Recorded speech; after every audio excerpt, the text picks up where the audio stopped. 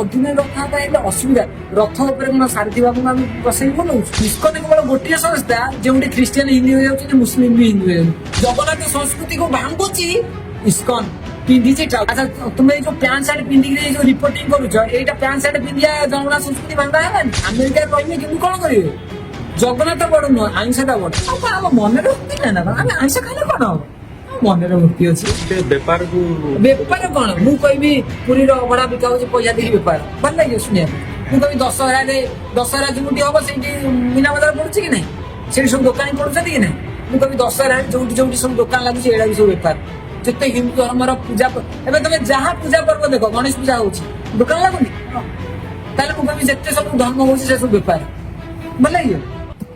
ISKCON ପ୍ରତି ଯୋଉ negativity ଏବେ ଫେଲି ସବୁଆଡେ ତାକୁ କେମିତି ଟେକଲ କରିହବ? ମାନେ କିଏ ବି କହିଛି ମୁଁ ଇସ୍କନ ଯାଉଛି, ଯଦି ଜାଣିଲେ ଇସ୍କନ ଖରାପ ସାଙ୍ଗେ ସାଙ୍ଗେ କହୁଛି ସେ ସାମ୍ନା ଇସ୍କନ ଖରାପ, ଏମିତି ଗଲେ ଏମିତି ହଉଛି, ଯେମିତି କହିଛନ୍ତି ଜଗନ୍ନାଥ ତାମାନେ ବେ ଟାଇମରେ ରଥଯାତ୍ରା କରୁଛନ୍ତି, ବହୁତ ସାରା ଆକ୍ଟିଭିଟି ଅଛି। ବେ ଟାଇମରେ ମାନେ ଅଦିନରେ ରଥଯାତ୍ରା ହଉଛି ବୋଲି କମ୍ପ୍ଲେନ, ଅଦିନରେ ରଥଯାତ୍ରା ହଉଛନ୍ତି ସମସ୍ତେ କଣ କରୁଛନ୍ତି? ଆନ୍ଦୋଳନ କରୁଛନ୍ତି। ଆଚ୍ଛା, ପୁରୀ ମନ୍ଦିରରେ ଯୋଉ ସବୁ ନୀତି ଅଟାଇମରେ ହଉଛି ତା ପାଇଁ ଆନ୍ଦୋଳନ କିଏ କରିବ?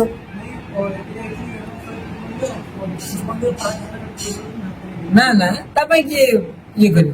ତ ପ୍ରକୃତରେ ଏଇ ଯୋଉ ଅଦିନ ରଥଯାତ୍ରା, ଏଇଟା ହଉଛି ଗୋଟେ ନ୍ୟାରେଟିଭ।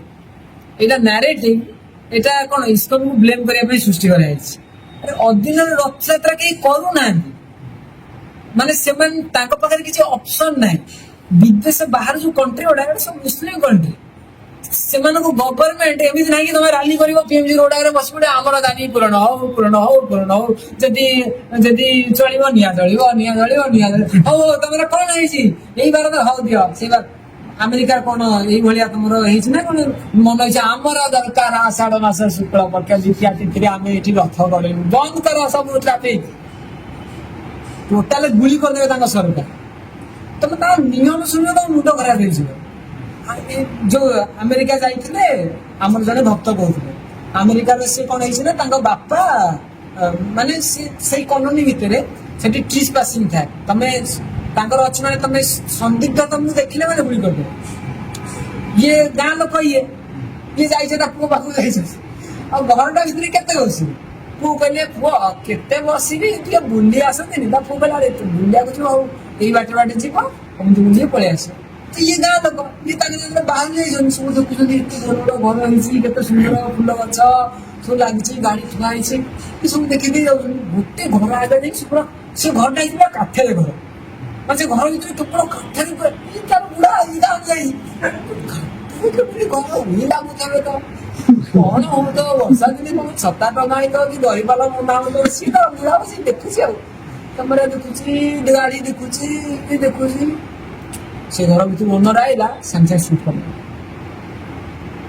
ତାଙ୍କର ସେଠି। ସେ ତମକୁ ଡାଉଟ କଲେ ମାନେ ତମେ କଣ ପାଇଁ ଏତେ ସମୟ ଗୋଟେ ଜାଗାରେ ଠିଆ ହେଇଥିବ, ସେ ଗୁଳି କରିଦେବେ। ତାଙ୍କର ସେଟା ପରମିଶନ, ତାଙ୍କର ସେଟା ଲିଗାଲ ସେଟା। ସେ ତମକୁ ଡାଉଟ କଲେ ମାନେ ତମେ ତାଙ୍କ ଘର ଆଗରେ ଗଲ, 2-3 ଥର ତାଙ୍କ ଘର ଆଗରେ ଯଦି ଗଲେ ଅନେକ ତାଙ୍କ ଘର ଆଡକୁ, ସେ ତମକୁ ଗୁଳି କରିଦେବେ, କିଛି କେସ୍ ହବ। ତାଙ୍କର ଏତେ ଷ୍ଟ୍ରିକ୍ଟ। ତମର ସ୍ପିଡ ଲିମିଟ, ଆମର କଣ ଇଏ କ୍ୟାମେରା ଦେଖିବେ ସ୍ଲୋ କରିଦେବେ, କ୍ୟାମେରା ପାସ ହେଲା ପୁଣି ମୋଡ ଚାଲ ଏକାଥରେ, ସେମିତି କିଛି ନାହିଁ। ତାଙ୍କର ପ୍ରତି 100 ମିଟର ପୋଲିସ ଗାଡି ଲଗେଇକି ସବୁ BMW ବାଇକ୍ ଧରିକି ଠିଆ ହେଇଥିବ। ଟିକେ ଗଲ ସେ ସାଙ୍ଗେ ସାଙ୍ଗେ ଆସି ତମକୁ ବିଲ୍ ଦେବେ, 3ଟା ଦିନ ପରେ ତମ ଲାଇସେନ୍ସ ଗଲା, ଚଲେଇ ପାରିବନି, ତମେ ଜେଲ ଯିବ। ତାହେଲେ କୌଣସି ଜାଗାରେ ତମେ ରାସ୍ତାରେ ଠିଆ ହେଇପାରିବ।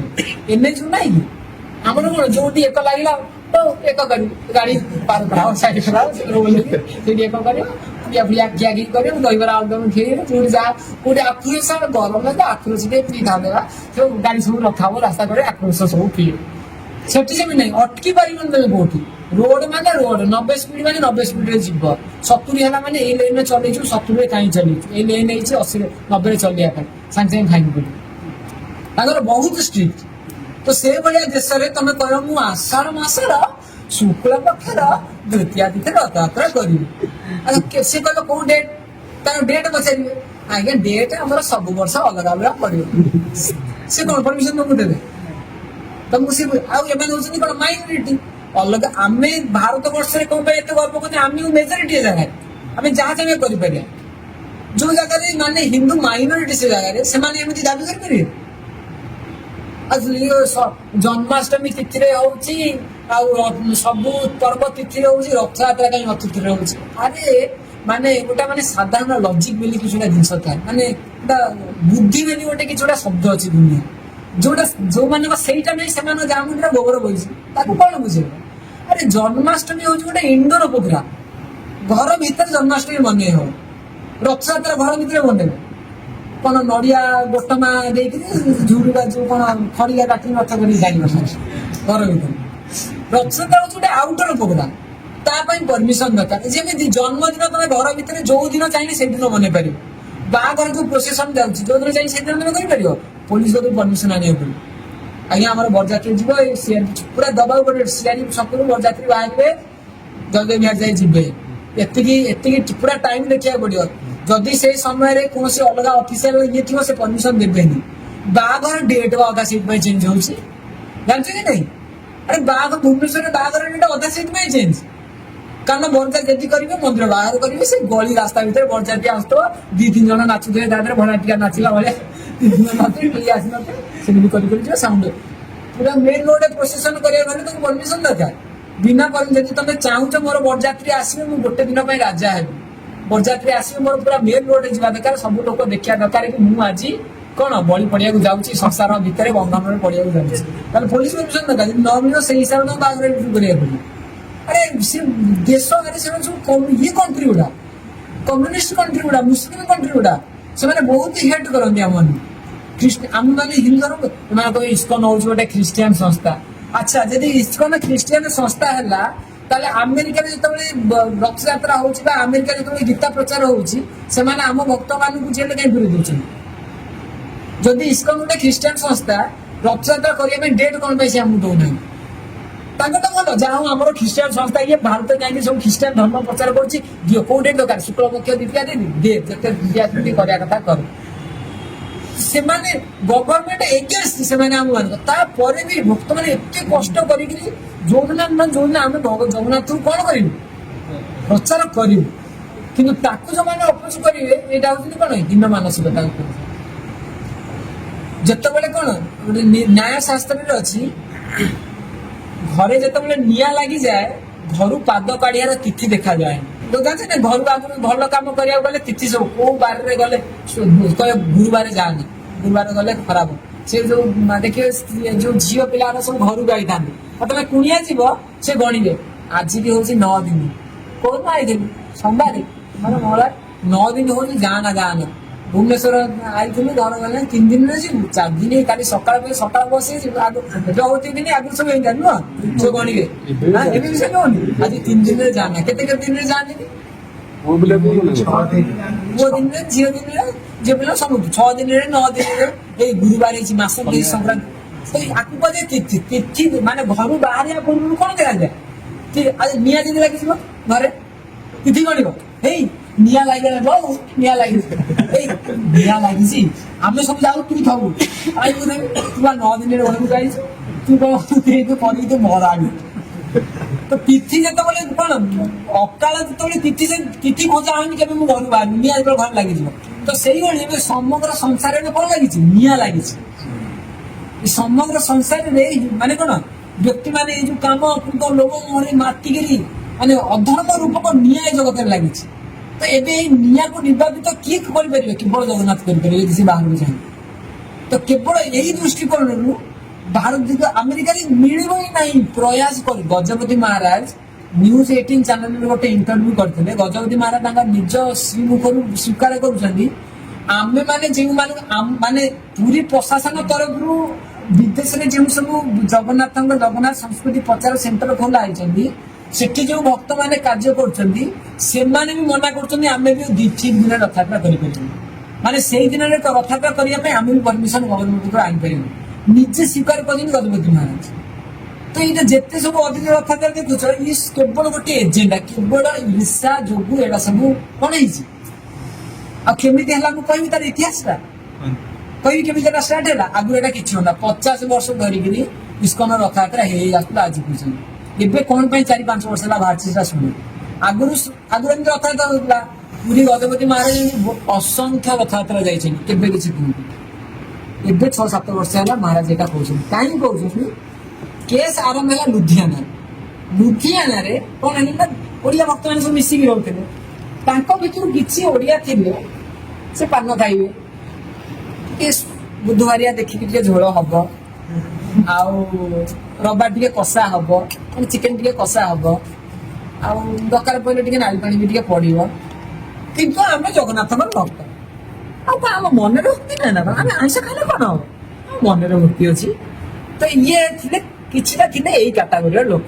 ମାନେ କଣ ସବୁ ଖାଇବେ କିନ୍ତୁ ଆମକୁ ତମେ ଭକ୍ତର ଉପାଧି ଦିଅ। ଆମେ ସବୁ କରିବୁ, କିଛି ନିୟମ ମାନିବୁନି, ପିଆଜ ରସୁଣ ଆଇଁଷ ବାଇଁଷ ଚାହା ଦବିକିରି ଖାଇବୁ, କିନ୍ତୁ ଆମେ ହଉଛୁ ଜଗନ୍ନାଥ ଦେଶର ଲୋକ। ଆମକୁ ତମେ ଜଗନ୍ନାଥ ଭକ୍ତ କହିବ, ଆମକୁ ମିଶାଅ, ଆମକୁ କଣ ଆମକୁ ଦିଅ, ଆମେ ବି ରଥଯାତ୍ରାରେ ରଥ ଉପରେ ଚଢିବୁ, ଆମେ ଇଏ କରିବୁ। ଆଚ୍ଛା ଇସ୍କନରେ ତ ନିୟମ ସବୁ, ଏଠି ଆମିଷ ଛାଡିବାକୁ ପଡିବ, ପିଆଜ ରସୁଣ ଛାଡିବାକୁ ପଡିବ, କଣ ଅବୈଧ ସ୍ତ୍ରୀ ସଙ୍ଗ ଛାଡିବାକୁ ପଡିବ, ଜୁଆ ଖେଳ ଛାଡିବାକୁ ପଡିବ, ମଦପାନ ନିଶା ସିଗାରେଟ ଛାଡିବାକୁ ପଡିବ, ନହେଲେ ତମକୁ କଣ ଇସ୍କନ ଭିତରେ ଆଲାଉ କରାହବନି। ତ ଯେତେବେଳେ ଇଏ ସବୁ କଣ ଏଇ ଓଡିଆ ଲୋକ ଇଏ ତାଙ୍କର କଣ କଲେ ଗୋଟେ ଦଳ ବନେଇଦେଲେ। କଣ ହେଲା? ଜଗନ୍ନାଥ ଆମର, ଆଚ୍ଛା କଣ କରିବା? ଠିକ ଅଛି, ଗୋଟେ କିଛି ପାନେ ଚଖିବାକୁ ପଡିବ, ଅଭିନୟ ରକ୍ଷା। ଆଚ୍ଛା ପୁରୀ ପ୍ରଶାସନ ଆସିକି ଏଇ କିଛି ଲୋକ ଦଳ ମାନେ ଯୋଉମାନେ କଣ ନୀତି ନିୟମ ପାଳନ ନ କରିବାକୁ ଇସ୍କନ ପୁରେଇଲେନି, ମିଶେଇଲେନି। ତ ଏମାନେ କଣ କଲେ ନା ସାଇଡ ହେଇକିରି ପୁରୀ ପ୍ରଶାସନ ଆସି ପଣ୍ଡା ମାନଙ୍କୁ ଉସ୍କେଇଲେ। ଏଇ ସବୁ ଏଇ ଲୁଧିଆନାର କିଛି ଭକ୍ତ ମାନେ ଏମାନେ କଣ କଲେ ନା ଗ୍ରୁପିଜିମ୍ କଲେ, ସାଙ୍ଗେ ସାଙ୍ଗେ ଆସି କଣ ପଣ୍ଡା ମାନଙ୍କୁ ଉସ୍କେଇଲେ। ଜଗନ୍ନାଥ ଧର୍ମ ଯୋଉ ଏମିତି ଦେଖନ୍ତୁ ଅଦିନ ରଥଯାତ୍ରା କରୁଛନ୍ତି, ଏଇଟା କରୁଛନ୍ତି। ଆ ପୂର୍ବରୁ କାହା ମୁଣ୍ଡକୁ କ୍ଲିକ୍ କରୁନଥିଲା। ଏଇଟା କେବଳ ଦୋଷରୁ ଆରମ୍ଭ ହେଇଛି। ଖାଲି ଲଢାଲଢି ହେଇକି ଆମକୁ ପୁରେଇଲେନି ତ ଆଇଁଷ ଖାଉଛ, ତମର ଆଇଁଷ ଛଡା କଣ ନା ଅଦିନ ରଥ ଯିଏ ତାପରେ ଆରମ୍ଭ ହେଲା ଆଉ ଏ ଅଦିନ ରଥଯାତ୍ରା ଏଇଟା ଅସୁବିଧା। ରଥ ଉପରେ କଣ ସାରଥୀ ବାବୁଙ୍କୁ ଆମେ ବସେଇକି ବୋଲଉଛୁ ନା ବାବାଙ୍କୁ ବୋଲଉଛୁ ନା? ରଥଯାତ୍ରା କରିକି ରଥଯାତ୍ରା ହଉଛି ବେପାର ପାଇଁ। ଆରେ ରଥଯାତ୍ରା କରିକି ଆମେ କଣ ଯୋଉ ପଇସା କଲେକ୍ସନ କରୁଛୁ? ଓଲଟା ରଥଯାତ୍ରା ଲକ୍ଷ ଲକ୍ଷ ଲୋକଙ୍କୁ ମାଗଣା ପଇସା ଦିଆ ହଉଛି। କେତେ ବାହାର ଜାଗାରେ, ବିଦେଶ ଭଳିଆ ଜାଗାରେ କେତେ ଲୋକଙ୍କୁ କଣ କରାହଉଛି? ଭକ୍ତ କରାହଉଛି। ଯୋଉମାନେ କଣ ଭାରତ ବର୍ଷର ବଡ ଟେନସନ ଖ୍ରୀଷ୍ଟିଆନ କନଭର୍ସନ ଅଧିକା ହଉଛି। ଇସ୍କନ କେବଳ ଗୋଟିଏ ସଂସ୍ଥା ଯେଉଁଠି ଖ୍ରୀଷ୍ଟିଆନ ହିନ୍ଦୁ ହେଇଯାଉଛନ୍ତି, ମୁସଲିମ ବି ହିନ୍ଦୁ ହେଇଯାଉଛନ୍ତି। ମୁସଲିମ କେବେ ମୁସଲମାନ ଧର୍ମ ଗ୍ରହଣ କରିଥିବା ବ୍ୟକ୍ତି କେବେ ହିନ୍ଦୁ ହେବାର କୋଉଠି ଶୁଣିଛି? କେବେ ଚିନ୍ତା କରିପାରୁଛନ୍ତି? କିନ୍ତୁ ହଉଛନ୍ତି ତାଙ୍କ ପାଇଁ। ଏଇবার 3 ମାସ ତଳେ ଆମର ପୁରୀରେ ପ୍ରୋଗ୍ରାମ ହଉଥିଲା। ଜଣେ ମୁସଲିମ ଭାଇ ସିଏ ଆମର କଣ ଆମର ପ୍ରୋଗ୍ରାମ ଆଟେଣ୍ଡ କରିବାକୁ ଆସିଥିଲେ। ଏଇ ଯୋଉ ମହାଜନ ବ୍ୟାସ ଯାଉଥିଲା ସେଇଥିରେ କେବଳ ହଉଛି କାହାଙ୍କ ପାଇଁ? ଆଉ ଟୋଟାଲି ଏଇ ଯୋଉ ନ୍ୟାରେଟିଭ ଚାଲିଛି ଏବେ କି ଇସ୍କନ ହଉଛି ଖ୍ରୀଷ୍ଟିଆନ ସଂସ୍ଥା, ଆସି ଅଭିନୟ ରଥଯାତ୍ରା କରିକିରି ଜଗନ୍ନାଥ ସଂସ୍କୃତିକି ଭାଙ୍ଗି ଦଉଛି, ପୁରା ମାନେ ଚିହ୍ନା କରିଦେଲା। କଣ ଭାଙ୍ଗିଲା? ଏଇଟା କେବଳ ହଉଛି ଦୋଷ ଯୋଗୁଁ। ଯେତେ ସବୁ ଦେଖୁଛ କଣ ପ୍ରବାସୀ ଓଡିଆ ନିଜର କ୍ରୋଧ ପ୍ରକାଶ। ଏଇ ପ୍ରବାସୀ ଓଡିଆ ହଉଛନ୍ତି କୋଉ ପ୍ରବାସୀ ଓଡିଆ? ଯୋଉମାନେ ଆମେ ପିଆଜ ଶୁଣ, ଆମେ ଆଇଁଷ ଛାଡିବୁନି, ଆମେ ନ୍ୟୁଟ୍ରିସନ କମିଯିବ ଆମର, ଆମେରିକାରେ ରହିବେ କିନ୍ତୁ କଣ କରିବେ? ଜଗନ୍ନାଥ ବଡ ନୁହଁ, ଆଇଁଷଟା ବଡ। ପିଆଜ ଶୁଣ ଖାଇଲେ ଆଉ ଏମାନଙ୍କୁ ଇସ୍କନ ମିଶେଇବନି। ଆମେ ପ୍ରବାସୀ ଓଡିଆ କହିବୁ ପଇସା ଆଉ କେମିତି ଅଦିନ ରଥଯାତ୍ରା କରୁଛନ୍ତି। ଆମ ଛାତି ଫାଟି ଯାଉଛି। ଜଗନ୍ନାଥ ଅଦିନ ରଥଯାତ୍ରା କରୁଛନ୍ତି, ଆମେ ଓଡିଆ ହିଁ ତାକୁ ସହିପାରୁନୁ। ଆଚ୍ଛା ଓଡିଆ ଇଏ ସବୁ କୋଉ ଓଡିଆ କହିଲେ? ଇଏ ସବୁ ହଉଛନ୍ତି ସେଇ ଓଡିଆ ଯୋଉମାନେ କିଛି ନୀତି ନିୟମ ପାଳନ କରନ୍ତି।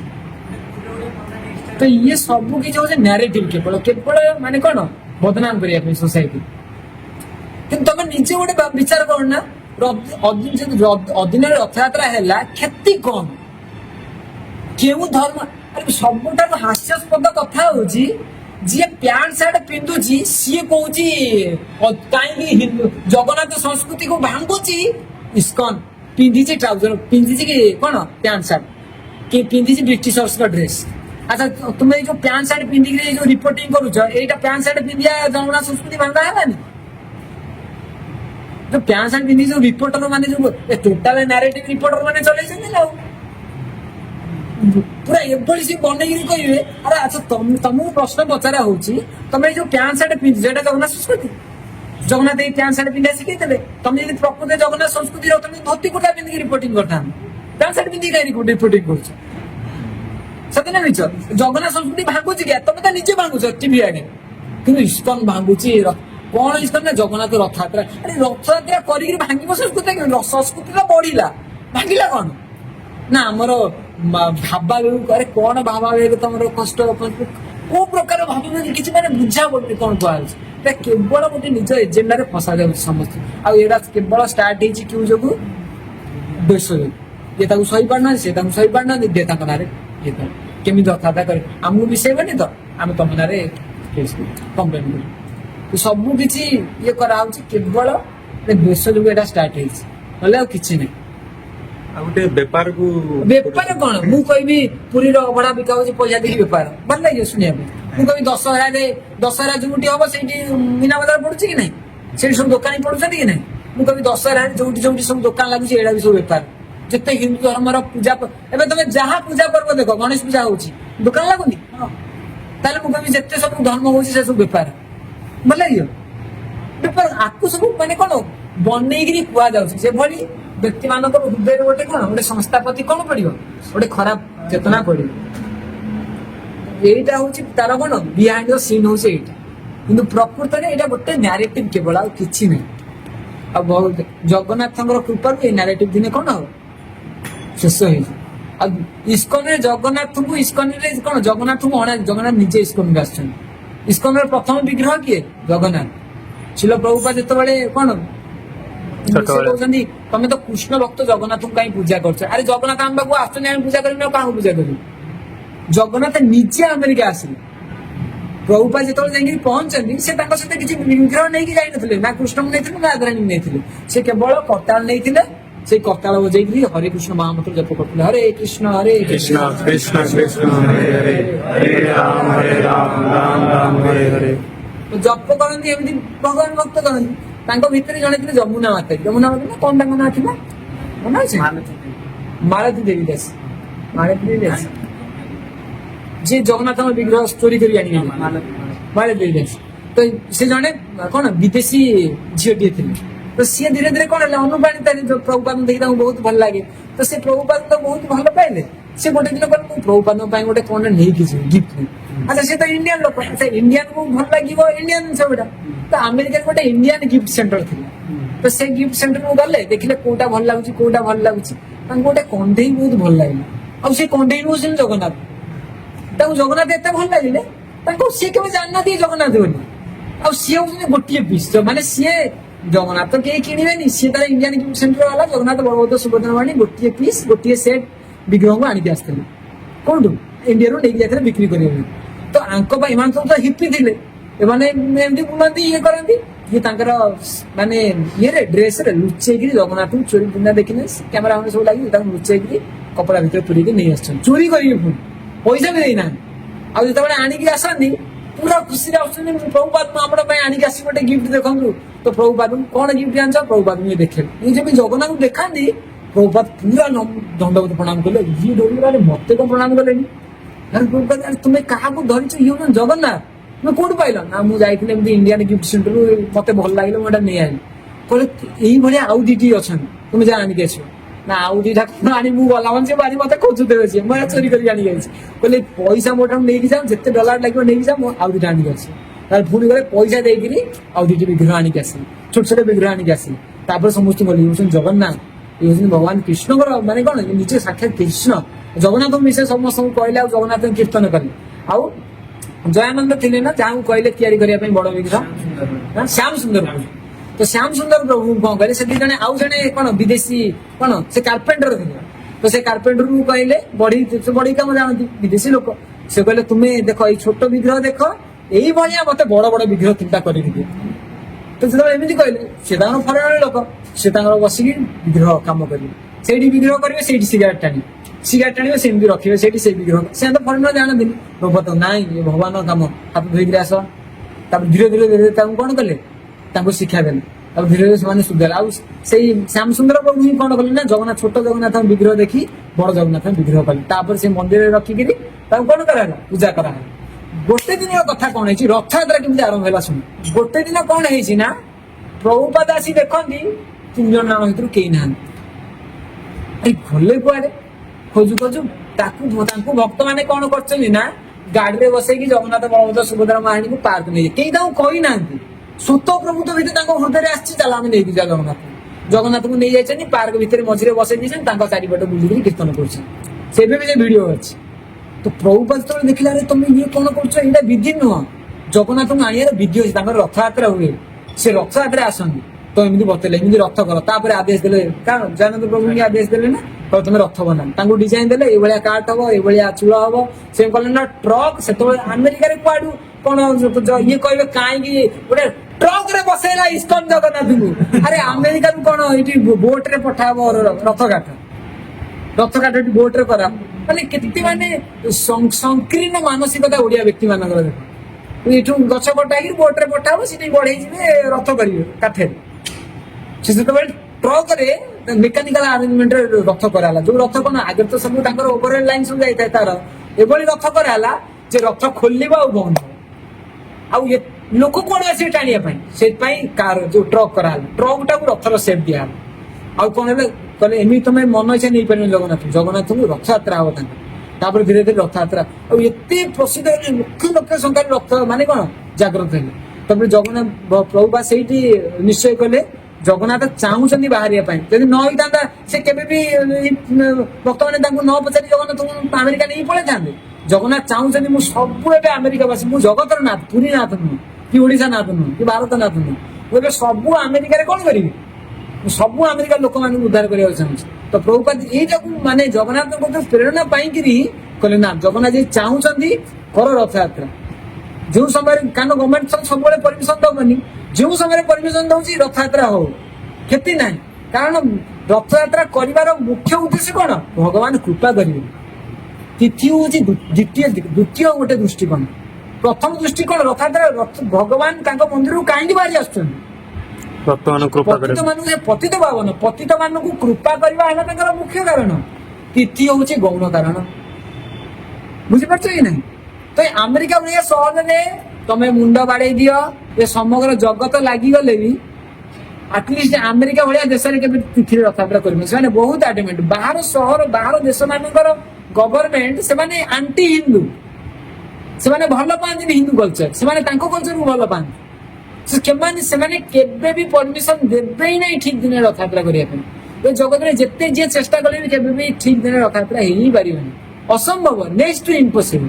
କିନ୍ତୁ ଆମର ଭକ୍ତମାନେ ଆମର ମହାରାଜ ମାନେ ସବୁ ଯୋଉ ବିଦେଶ ମାନଙ୍କୁ ଯାଉଛନ୍ତି, ଆମେରିକାରେ ରିସେଣ୍ଟଲି ଆମର ଜଣେ ମହାରାଜ ଯାଇଥିଲେ ପୂଜ୍ୟପାତ ଭକ୍ତି ପୁରୁଷୋତ୍ତମ ସ୍ୱାମୀ ମହାରାଜ, ସିଏ 10ଟି ଜାଗାରେ ରଥଯାତ୍ରା ବନ୍ଦ କରିଛନ୍ତି ଅଧୀନ ରଥଯାତ୍ରା। ତଥାପି ଇସ୍କନ ଚେଷ୍ଟା କରୁଛି ବନ୍ଦ କରିବା ପାଇଁ। ଅଲ୍ ଅଫ୍ ସଡନ୍ ଏଟା ହବନି। ଆଉ ଏଟା କରିବା ଦ୍ୱାରା କଣ କ୍ଷତି କଣ ହଉଛି, ଲାଭ ହିଁ ତ ହଉଛି। ଏଟା କେବଳ ଏଟା ଏଜେଣ୍ଡା କରାହେଇଛି, ଲୋକମାନଙ୍କୁ ଗୋଟେ ଭୁଲ ତଥ୍ୟରେ କଣ କରାହଉଛି, ଲୋକମାନଙ୍କୁ ମତିଭ୍ରଷ୍ଟ କରାହଉଛି ଲୋକମାନଙ୍କର।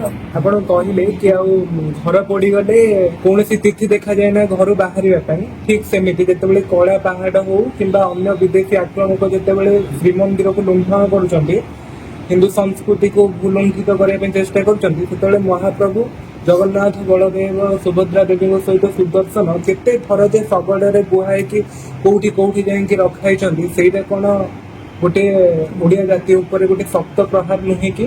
ଆଜି ଗୋଟେ କଥା ସମଗ୍ର ବିଶ୍ୱରେ ପ୍ରଚଳିତ ହେଇଯାଉଛି, ଆଉ ବଳାଘାଟ ସହିତ ସମସ୍ତେ କହୁଛନ୍ତି ଆମର ଘୋଷକ ମାନେ କି ଅଦିନରେ ରଥଯାତ୍ରା କଲା, ଟ୍ରକ୍ ହୁଇଲ ଲଗେଇଦେଲା, ଏରୋପ୍ଲେନ ହୁଇଲ ଲଗେଇକି ରଥଯାତ୍ରା, ସବୁ ଇଏ ହଉଛନ୍ତି ଗୋଟେ ଏଜେଣ୍ଡା। ଆଉ ସେଥିପ୍ରତି ଭ୍ରମିତ ହବା କଥା ନୁହଁ। ଯିଏ ଯାଉ ଧୀରେ ଧୀରେ ଜଗନ୍ନାଥଙ୍କ ଉପରେ ଏସବୁ ହଟିଯିବ।